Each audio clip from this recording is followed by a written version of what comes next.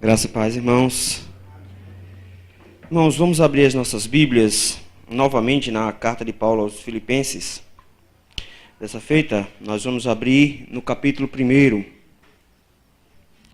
no versículo de número 9.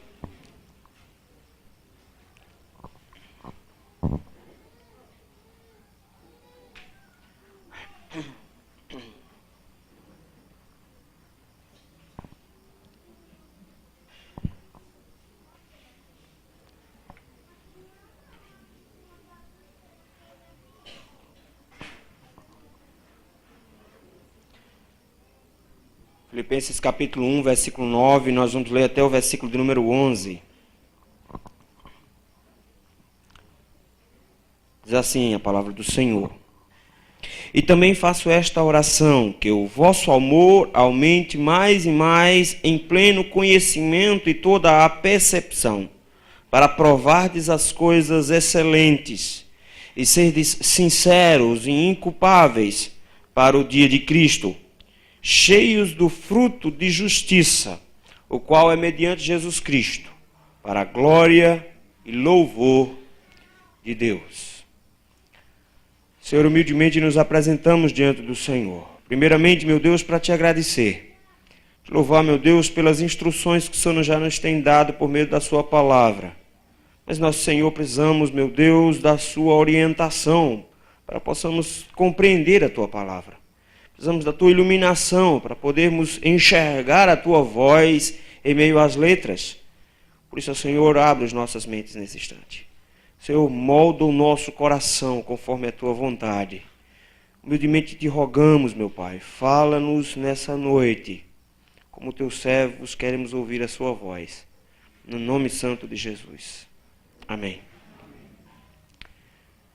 Nós descobrimos, então, que para termos uma vida de integridade diante do Senhor, não é possível fazê-lo somente com regras externas.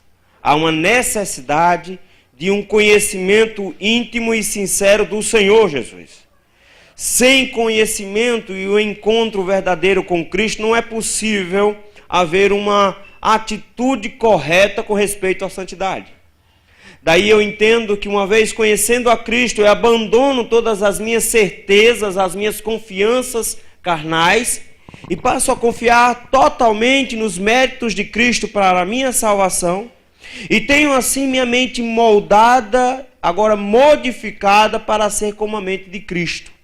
E aí, ao invés de tentar forçar a minha natureza carnal a ser alguém que eu não sou, eu sou regenerado em Cristo e passo a ser alguém diferente. Eu não só aparento alguém diferente, mas eu me torno uma nova criação em Cristo Jesus. Mas nós vimos que isso não é um conceito subjetivo de sentir-se salvos, sentir-se uma nova criatura ou coisa do tipo. Mas nós vimos que nós temos um padrão efetivo e autoritativo de comportamento como consequência dessa nova vida em Cristo, que é fazer conforme a vontade dele. E a vontade de Deus não está expressa em bocas de profetas modernos, mas está expressa na Escritura Sagrada. Então todas as orientações que eu preciso descobrir sobre todas as áreas da minha vida, eu busco na Escritura. Ela é a minha única fonte de fé e de prática. Todas as minhas crenças têm que derivar dela.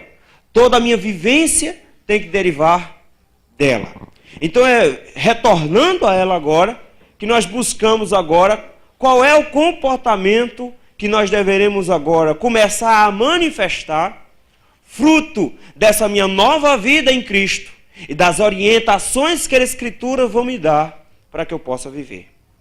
A gente retorna para Paulo falando aos Filipenses, e é sempre bom lembrar da situação em que Paulo está escrevendo. Ele está escrevendo preso de Roma, início da década de 60, em uma situação bem difícil para ele, mas mesmo assim ele fala sobre alegria. É sobre isso que essa carta faz.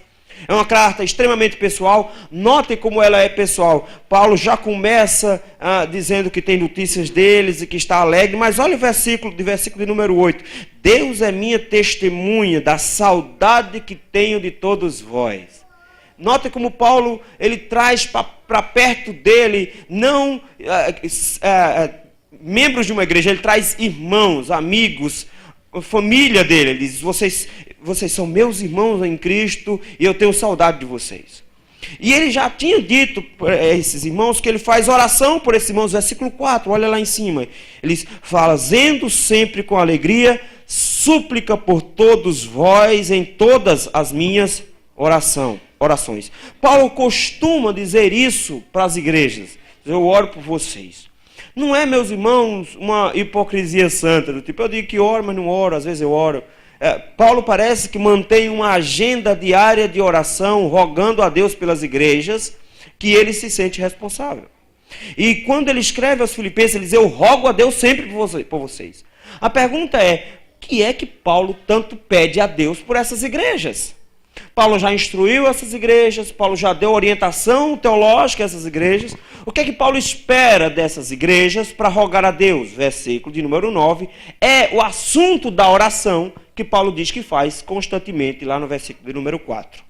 Paulo então apresenta-nos agora a oração dele e nos mostra que, como consequência dessa minha nova vida em Cristo e como consequência da minha aproximação às Escrituras, como uma base fiel para o meu comportamento, ele agora faz uma oração nos apresentando o fato de que todo aquele que é renascido em Cristo tem um desejo sincero de uma vida piedosa. Não é uma questão de ser forçado pela sociedade, não é questão de ser forçado pela igreja a ter um padrão de comportamento, mas é um desejo sincero que parte de um coração renovado em viver uma vida de piedade na presença do Senhor. Não são exigências que um conselho da igreja dá para que você se mantenha na linha, mas uma vez tendo minha mente renovada, conforme a mente de Cristo, e encontrando nas Escrituras o desejo expresso de Cristo para a minha vida, eu tenho um desejo sincero em ser alguém piedoso.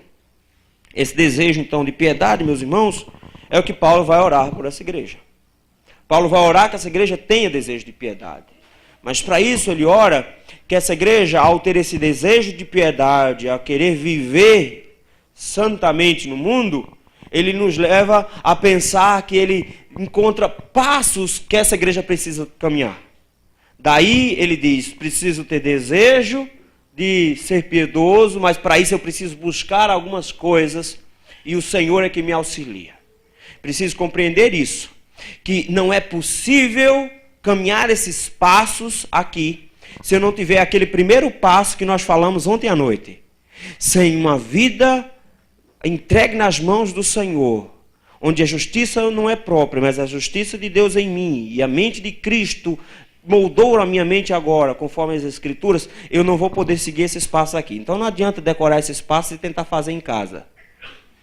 Notem, isso é alvo de uma oração. Se é alvo de uma oração, o que é que já nos ensina já de primeiro lugar? Não é possível fazer sem o auxílio de Deus. Então deve se tornar também nossa oração, no sentido de desejarmos a piedade. Desejarmos a piedade, e aí, como sendo um péssimo presbiteriano, e que nunca meus alunos de homilética me escutem, mas ele nos dá 5 passos aqui, bem rápidos. Primeiro passo, meus irmãos, está logo aí no versículo 9. Ele já começa dizendo, o desejo de piedade vai te levar a buscar um amor sincero, amor não fingido. Veja aí, ele diz, e também faço esta oração. Qual é a oração? Que o vosso amor aumente.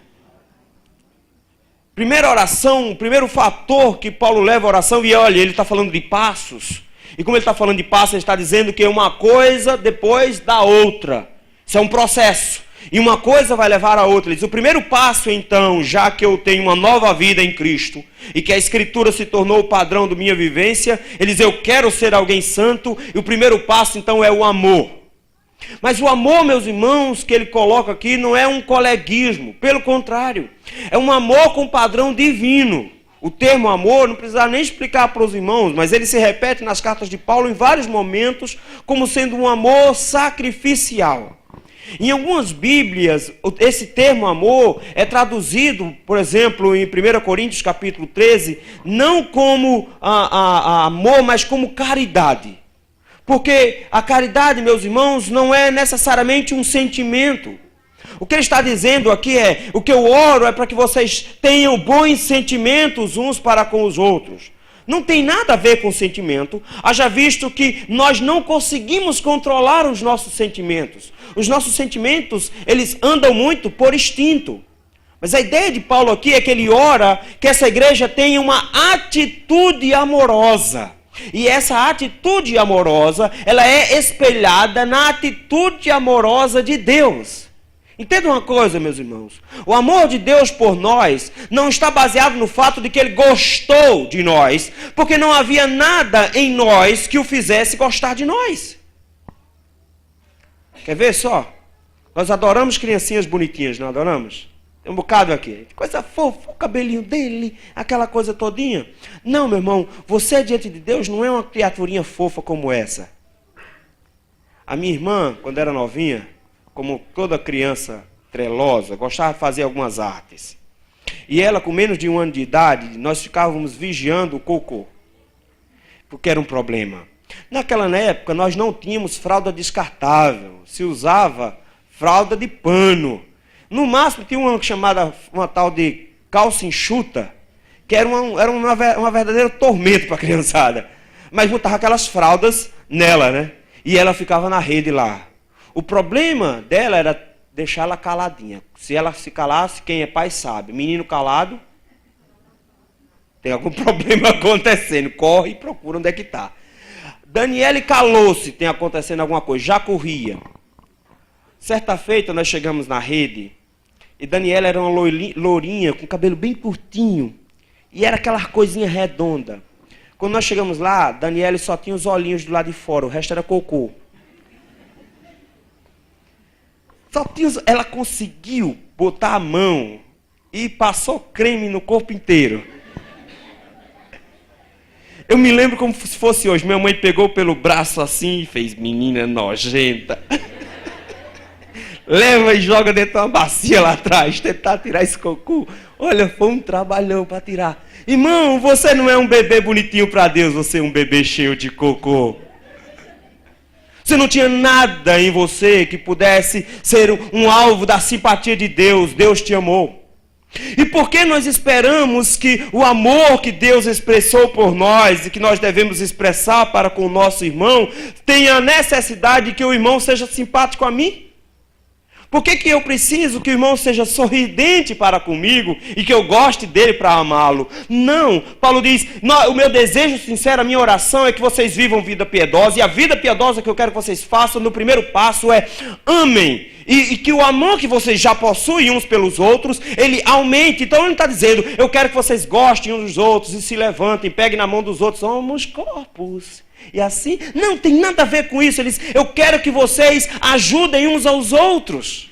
Que vocês cuidem uns dos outros. Que vocês auxiliem uns aos outros. Que vocês perdoem-se mutuamente. Que vocês se cooperem. Que vocês compartilhem de tudo uns com os outros. Notem, é fazer o bem em todo o tempo para com o meu próximo. Isso é amar. Paulo diz, vocês já fazem isso. Isso é bom. Ele dá graças a Deus por essa igreja que trabalha, que faz a vontade do Senhor. Mas ele diz, eu preciso que vocês, e eu oro isso ao Senhor, que vocês aumente o amor de vocês. Porque amor não é algo que se mede com colher. Amor não é algo que já se chega à medida perfeita. O amor precisa sempre aumentar. Mas nós achamos muitas vezes que o amor é o padrão dessas igrejas agora. E como com a desculpa de que Deus prega o amor, porque Deus é amor e nós precisamos amar, amar muitas vezes é entendido nessas comunidades como passar a mão sobre a cabeça, do tipo, vinde como estais. Já viram essa? Vinde como estais. E aí o cara permanece como está. E mantém-se sempre como está. E continua sendo amado. É o famoso evangelismo. Jesus te ama. Isso, meus irmãos, não é a visão correta das Escrituras. A ideia dele é um pouco mais profunda do que essa coisa rala. A ideia do amor é que o amor precisa vir acompanhado de mais duas outras coisinhas. Olha aí o versículo. Que o vosso amor aumente, mais e mais, em quê? Em pleno conhecimento e toda a percepção. Paulo chega agora e diz que entenda uma coisa, esse amor que é o mesmo amor divino, é um amor que parte da vontade, não dos sentimentos, é um amor profundo. Esse amor precisa ser um amor dinâmico, a ponto de que essa igreja precisa trabalhar o amor atrelado ao conhecimento. É bem verdade que Paulo vai dizer mais à frente que quando a letra desprovida de uma espiritualidade, ela pode matar o amor. Até havendo profecias, o amor pode cessar. Mas de alguma maneira ele coloca, diz, mas não existe amor sem conhecimento, sem instrução bíblica. A ideia, meus irmãos, é que eu tenho que amar conforme as Escrituras. Não é conforme o que eu acho que eu devo fazer. Porque muitas vezes a nossa percepção do amor, ela está manchada pelo pecado. E quando nós amamos de maneira pecaminosa. Precisamos nos lembrar que nós não conseguimos fazer nada sem que o pecado manche, suje isso. Nossas mãos são sujas e tudo que nós tocamos, ela contamina. E até o amor que nós expressamos para com o nosso irmão vem contaminado também. Daí a ideia que ele nos passa aqui é que esse amor tem que aumentar, mas ele tem que aumentar em conhecimento. De forma que a Escritura norteie o amor. E o amor, então, não passa necessariamente somente por um acobertar, por um cuidar, por um acarinhar, mas o amor passa por exortar e em muitos momentos pelo disciplinar. Quer ver só uma coisa? Um dos atos mais difíceis da vida dos pastores, fora, por exemplo, os cultos fúnebres, são atos de disciplina. Nós não gostamos disso. O pastor não sente prazer em disciplinar um membro da igreja. Mas o que é que a igreja precisa lembrar, e o próprio membro que está sendo disciplinado precisa lembrar? Aquilo ali não é um ato de castigo, aquele é um ato de amor. Nós amamos você a ponto de corrigi-lo para que você retorne ao caminho correto e não vá para o inferno. Nós precisamos resgatar os princípios da disciplina na igreja como um dos mais belos atos de amor da igreja. Um pai que ama um filho não é um pai que presenteia bem o filho ou que enche o filho de carinho. Mas o pai que ama o filho é o pai que instrui o filho em todo tempo numa atitude de amor e o disciplina quando há necessidade. Os maiores erros da vida de Davi na criação dos seus filhos foi amar demais os filhos a ponto de não discipliná-los. Ele não disciplina nenhum dos seus filhos. Nem o próprio filho que lhe estuprou a irmã, ele consegue disciplinar. Nem o filho que levantou um exército contra o pai, ele consegue disciplinar. Ele não consegue disciplinar. Perdeu a família inteira. Perdeu todos os filhos. Notem, o ato de disciplina é um ato de amor.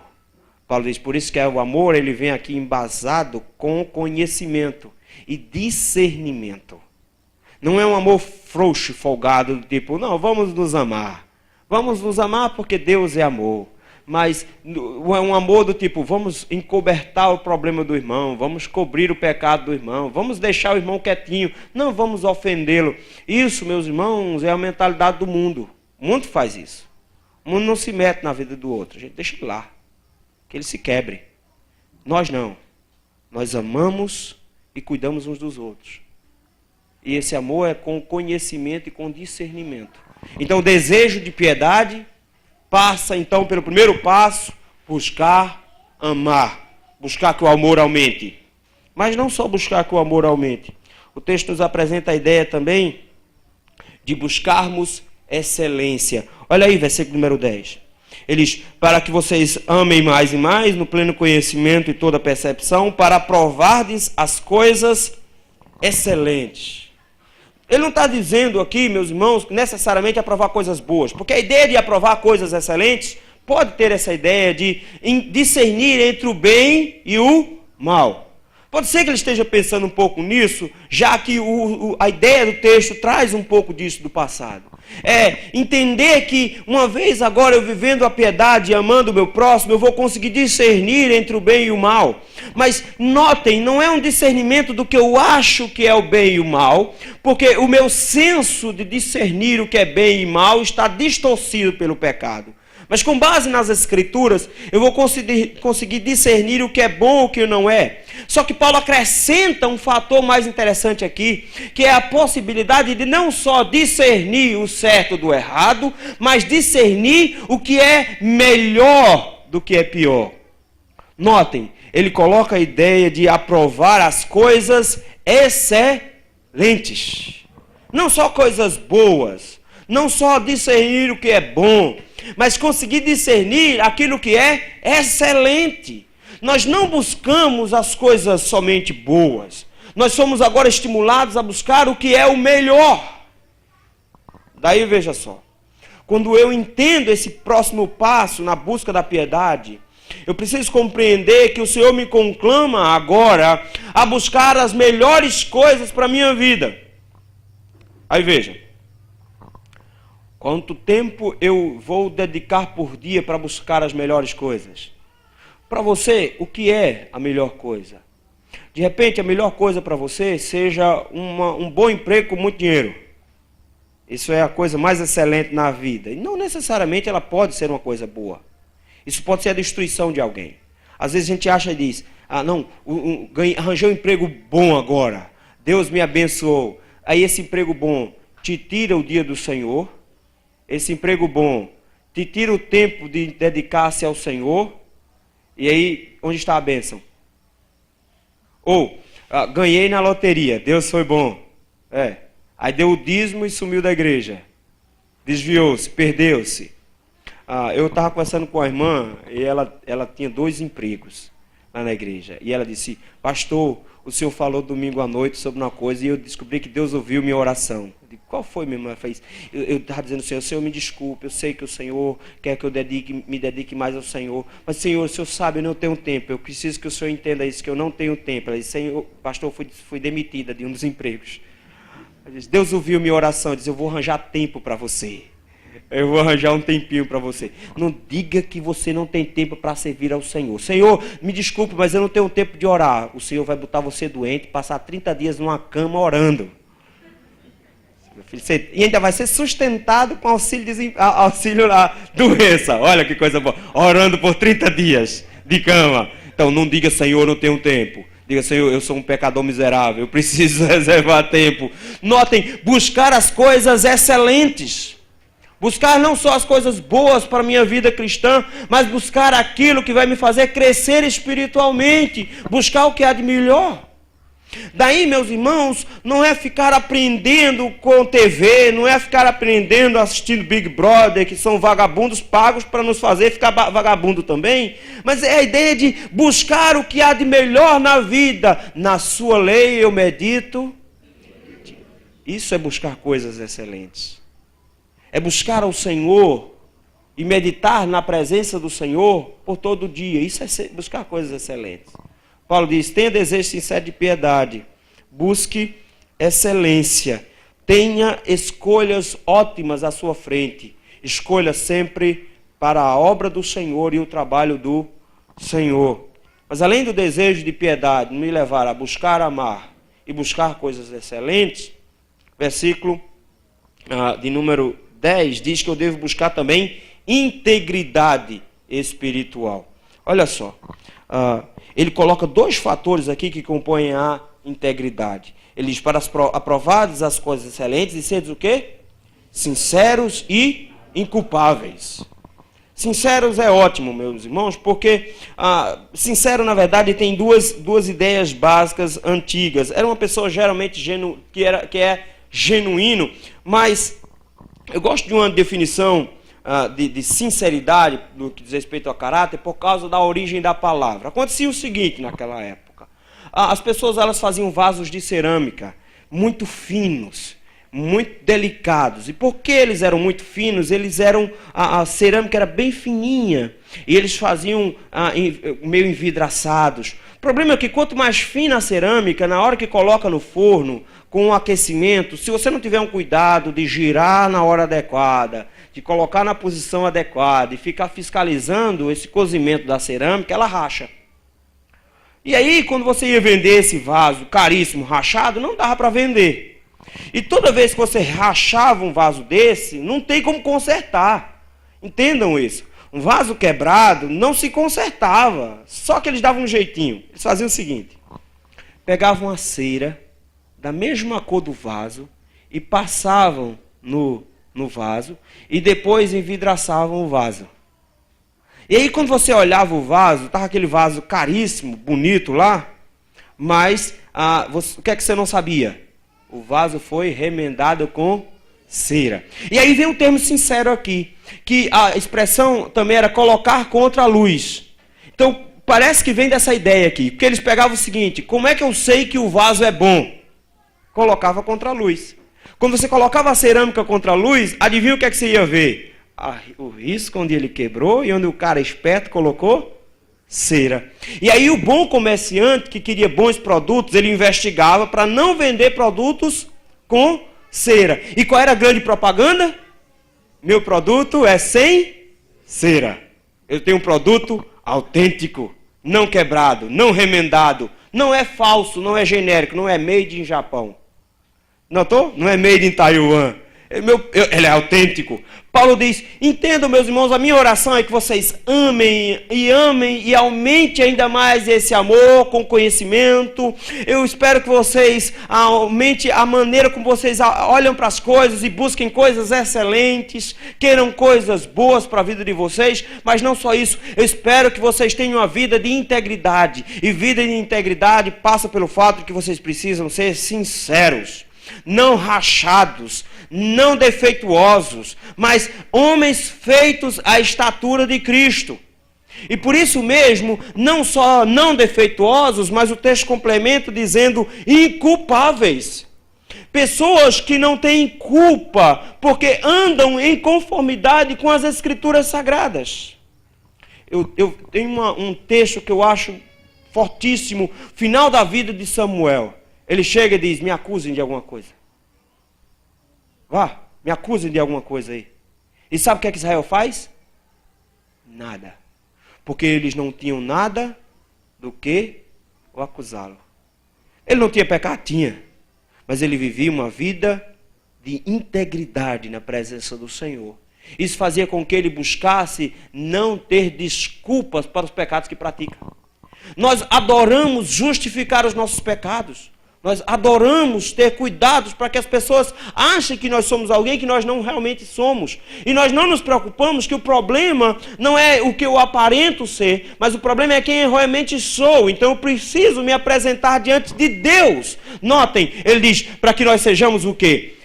Sinceros e inculpáveis para quando? Para o dia de Cristo. Não é somente uma questão, meus irmãos, de sermos para o nosso irmão, para o nosso próximo, porque santidade fingida é a coisa mais fácil do mundo. Logo quando meu pai se converteu, ele sacou uma coisa que muitos crentes ainda não entenderam.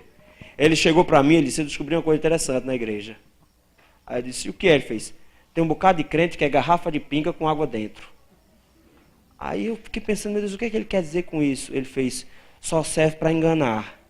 Quando você bota no copo é água. Ou seja, por fora tem um rótulo de cachaça, mas por dentro o conteúdo não é compatível. O que é que ele acabou de descobrir? Que os crentes fingem ser uma coisa que eles realmente não são. O texto nos mostra que o Senhor, quando vier, Ele vai nos revelar não só as coisas ocultas, mas aquilo que passa em nosso coração. A ideia de ser sincero e ser inculpável não é para os outros, é para Cristo, a quem nós vamos nos apresentar. E aí não dá para fingir. Não dá para chegar dizendo: ah, Senhor, nós expulsamos demônio em teu nome. Nós pregamos lá no centro de Aracaju. Ah, Senhor, nós anunciamos por muitos anos. Anos de presbiterato, anos de pastor. Ah, Senhor, você não imagina, nós curamos enfermos em teu nome, fomos a todos os hospitais e presídios, nós fizemos obras incríveis na igreja. Ele diz, apartai-vos de mim, não vos conheço. Entenda, meus irmãos, não é uma expressão externa de santidade, ele está dizendo, viva uma vida de integridade, você e Deus. Seja você sincero, seja você inculpável para o dia do Senhor, ele vai voltar. E quando ele voltar, não vai ter como você camuflar a vida que você anda vivendo. Não tem como você camuflar uma santidade. Ele diz, não. Aí você vai precisar expressar isso no dia a dia. Seja inculpável. Mas além dessa ideia de ser íntegro, ele diz, eu preciso buscar, veja, amor aumentado com conhecimento. Eu preciso buscar coisas excelentes. Eu preciso buscar, em terceiro lugar, a vida de integridade completa perante o Senhor, na presença do Senhor. Versículo de número 11 diz que eu devo buscar uma vida de boas obras. Cheios de quê? Fruto de justiça. Ele diz, agora nós precisamos aprender que agora entra as minhas atitudes para com o meu próximo agora. Agora entra fazer boas obras. Porque eu já entendi que as minhas obras não são computadas para a minha justiça, mas elas são consequências dessa minha nova vida em Cristo. E com base nisso, eu fui convocado por Deus para as boas obras. Nós nos escondemos atrás de doutrinas como uma vez salvo, salvo para sempre, perseverança dos santos, e nos esquecemos que nós somos eleitos pelo Senhor antes da fundação do mundo para boas obras. Boas obras, meus irmãos, não são coisas que o Senhor deixou para os espíritas fazerem. Eles não sabem o que fazem. Boas obras, só quem faz é aquele que tem Cristo em sua vida. Porque suas obras são purificadas pelo sangue de Cristo. E elas sim são boas. Os que são habilitados a cuidar dos idosos de nossa cidade não são os espíritas, são os crentes. Somos nós os habilitados a isso. Quem são os habilitados a cuidar das nossas crianças abandonadas e drogadas em nossas ruas? Não é a prefeitura, não é o governo do estado, são os crentes que são habilitados a fazer isso. Quem é habilitado a cuidar da população de rua, não é o governo que tem que ajudá-los, são os crentes, e não é dando sopa, é mudando a vida daquelas pessoas. Nós somos convidados a mudar o mundo. Nós somos convidados, meus irmãos, a praticar as boas obras, não para fazer propaganda, como na Universal, que tem uma única fazenda e faz o maior alarde. Mas nós somos convidados a sermos diferencial dentro da nossa cidade, dentro do nosso bairro. Somos convidados a fazer uma mudança em nossa sociedade, apresentando o amor de Cristo de maneira prática, por meio das obras de Cristo. Cristo não sai com um discurso vazio. Por onde Cristo passou, o seu discurso modificou vidas, mas as suas atitudes igualmente modificavam. Ele curou as pessoas que precisaram. Ele auxiliou todos aqueles que precisaram. Tinha uma viúva que estava sem sustento porque o filho acabou de morrer, ele ressuscita o filho.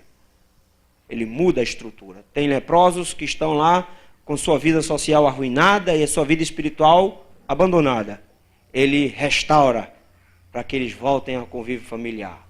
Tem um homem endemoniado que vive no cemitério. Ele manda de volta para a família. Ele restaura a história desses homens. Ele fez boas obras para nos ensinar que não é possível viver vida piedosa sem ser alguém que pratica as boas obras. Boas obras, meus irmãos, não é fazer uma sopinha e distribuir de vez em quando lá na rua. Boas obras é fazer o que Cristo fez, mudar o mundo por onde quer que passarmos. O Senhor nos convoca a viver uma vida de piedade assim também. Ele diz, praticar obras de justiça, fazer o que é certo, lutar pelo que é correto. Mas quando nós nos envolvemos com o mundo, nós deixamos de ser sal e luz e, consequentemente, deixamos de praticar as obras de justiça. Aí a gente fica coloiado com um político miserável e corrupto, trazendo para a igreja e entregando o púlpito para ele falar. Está acontecendo isso lá em Pernambuco. O governador tem discursado em várias igrejas no púlpito. Lá. quê? O governador. Sim, ele é o governador. Ele precisa de Cristo, senão ele vai para o inferno. Ele precisa conhecer a Cristo. O púlpito não é lugar para ele.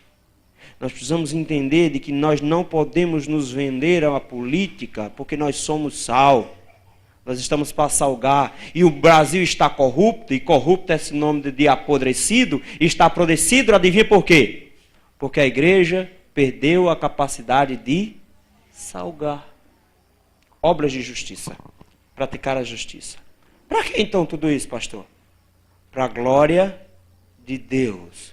Porque aquele que deseja piedade, em último lugar, busca a glória de Deus. Ele busca ter amor aumentado, ele busca coisas excelentes, ele busca vida íntegra, ele busca praticar boas obras, ele busca a glória de Deus. O próprio Cristo dizia, eles verão as suas obras e farão o quê? Glorificarão a Deus. A igreja do Senhor, meus irmãos, tem sido motivo de vergonha para o mundo.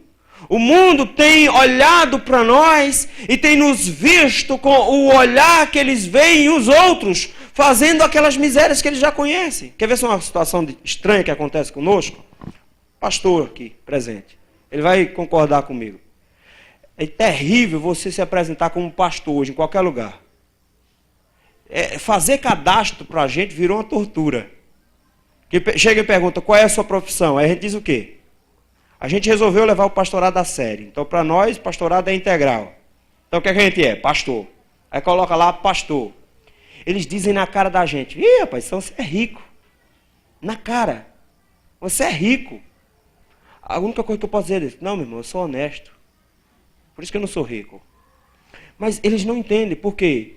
Não conseguem. Primeiro carro que eu fui comprar. Olha só o que aconteceu. Cheguei lá, liso, né? Pastor não tem dinheiro, tem que comprar financiada. Vamos fazer o cadastro. Consegui, levantei o meu material de imposto de renda, apresentei minha renda, tá tudo certinho. O rapaz falou, seu cadastro está aprovado, o carro é fraquinho, é barato, dá para comprar tranquilo, vamos lá resolver esse problema agora, vamos levar o seu cadastro para o banco. Chegamos lá, eu apresentei, fácil, por favor, sua profissão. Aí eu disse, pastor, ele disse, aprova não.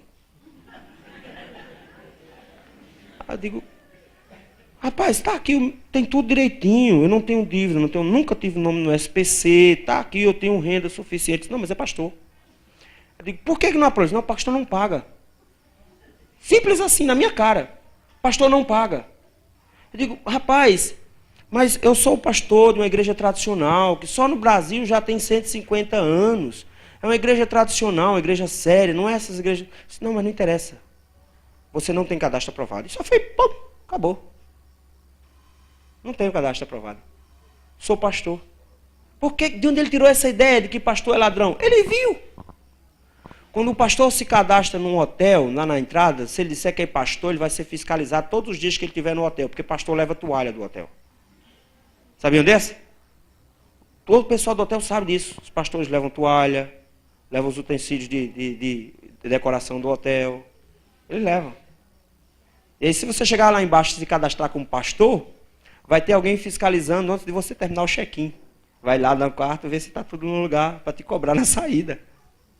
Vê a situação. Antigamente, quando alguém queria contratar outra pessoa, dizia, fulano é crente, pode contratar. Pode contratar que é honesto. Você deixa o dinheiro na mesa, ele não pega. Hoje, é crente, não contrata não, que é tudo preguiçoso. Vão ficar enrolando, lendo a Bíblia, tentando te evangelizar. Contrata não. Note qual é a ideia, meus irmãos. Nós não vivemos para a glória de Deus. Deus não está sendo glorificado quando nós vivemos uma vida dupla. Quando nós não temos uma vida de integridade, Deus não é glorificado. E nós precisamos mostrar ao mundo para que o ímpio glorifique a Deus ao ver o nosso bom comportamento, o nosso bom procedimento. A nossa vida de santidade diária é para que o próprio mundo seja obrigado a glorificar a Deus pela nossa vida.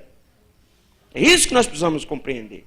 Vivemos para a glória de Deus. E dar glória a Deus, meus irmãos, não passa por ficar berrando em igreja. Dar glória a Deus é viver de tal maneira que o Senhor receba de volta a glória que pertence a Ele.